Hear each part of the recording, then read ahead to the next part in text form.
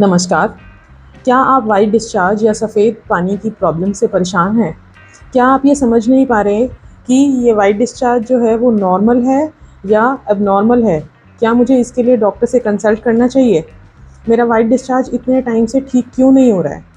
मैं ऐसा क्या करूं जिससे कि ये वाइट डिस्चार्ज और वेजाइनल इन्फेक्शन की प्रॉब्लम से मैं बची रहूं?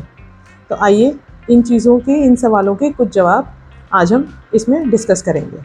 मेरा नाम doctor Sakshi Bansal, MBBS MS DNB obs and gynae with fellowship in advanced infertility and IVF। अपने पिछले 15 साल के एक्सपीरियंस में हमने काफ़ी पेशेंट्स को कंसीव करने में हेल्प करी है, IVF के ज़रिए, IUI के ज़रिए और नेचुरल मेथड्स के थ्रू। और गायनी और ऑब्स्टेट्रिक प्रॉब्लम्स से हम डे टू डे बेसिस पे डील करते हैं। तो आइए बात करते हैं वाइट डिस्चार्ज या सफ़ेद पानी की प्रॉब्लम के रिगार्डिंग। तो आप कब कहेंगे कि वाइट डिस्चार्ज नॉर्मल है और इसके लिए मुझे डॉक्टर को कंसल्ट करने की ज़रूरत नहीं है? थोड़ा बहुत वाइट डिस्चार्ज फीमेल्स में, लेडीज़ में नॉर्मल होता है। यानी अगर उसकी मात्रा कम है, यानी 2.5 ml से लेके 5 ml के बीच पूरे दिन में अगर वाइट डिस्चार्ज होता है, यानी आधा चम्मच 1 चम्मच वाइट डिस्चार्ज समझ लीजिए, तो ये वाइट डिस्चार्ज नॉर्मल होता है। अगर वो ऑफ वाइट कलर का है या हल्के वाइट कलर का है डिस्चार्ज, तो वो नॉर्मल माना जाएगा।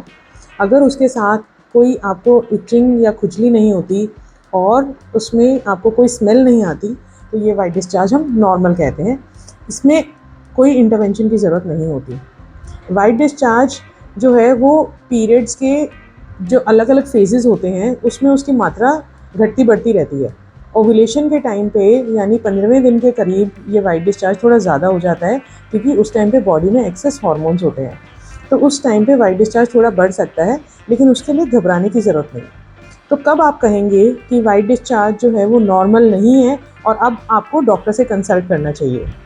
अगर वाइट डिस्चार्ज की मात्रा बहुत ज़्यादा बढ़ जाती है तो नंबर 2, अगर उसके साथ आपको इचिंग या खुजली हो रही है, उसके साथ आपको नीचे वेजाइनल वल्वल एरिया में, प्राइवेट पार्ट्स में स्वेलिंग हो रही है, बर्निंग हो रही है, जलन हो रही है, इरिटेशन हो रही है और रेडनेस हो रही है, सूजन आ गई है, तो आपको डॉक्टर से तुरंत कंसल्ट करना चाहिए। अगर डिस्चार्ज का कलर में बदलाव है, अगर वो ग्रीन कलर का, ब्लैक, ब्राउन, ग्रे, रेड इस तरह से कोई कलर का है, तो भी डॉक्टर से कंसल्ट करना चाहिए। अगर डिस्चार्ज बहुत ज़्यादा थिक है, दही जैसा, पनीर जैसा, फटे हुए दूध जैसा डिस्चार्ज है, तो ये फंगल इन्फेक्शन की निशानी हो सकती है, तब भी डॉक्टर से आपको इमीडिएटली कंसल्ट करना चाहिए।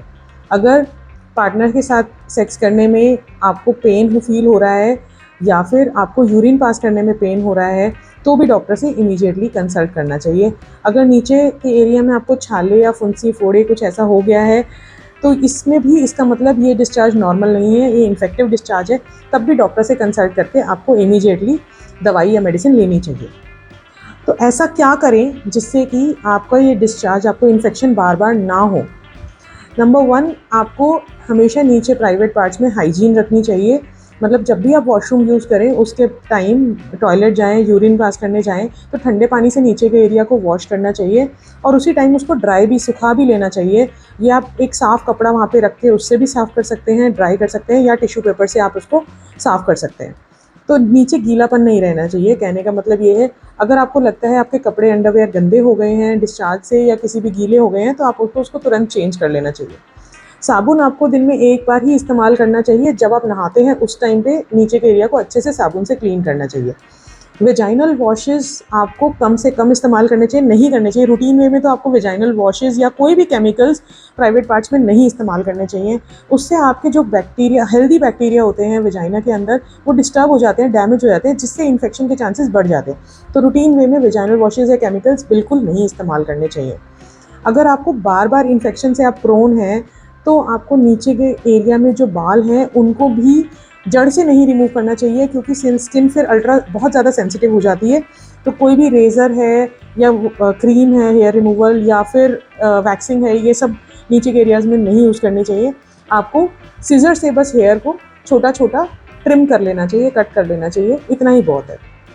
और आपको, अगर जैसे आप गर्म इन्वायरमेंट में रहते हैं, गर्म एरिया में रहते हैं, वहाँ पे बारिश हॉट ह्यूमिड क्लाइमेट में, तो आपको नीचे से लूज़ कपड़े पहनने चाहिए जो कि टाइट ना हो और एयरी हो, मतलब जिससे अच्छे से वेंटिलेशन होनी चाहिए। ढीले कपड़े पहनने चाहिए तो आप वेजाइनल इन्फेक्शन से आगे के लिए बचे रहेंगे।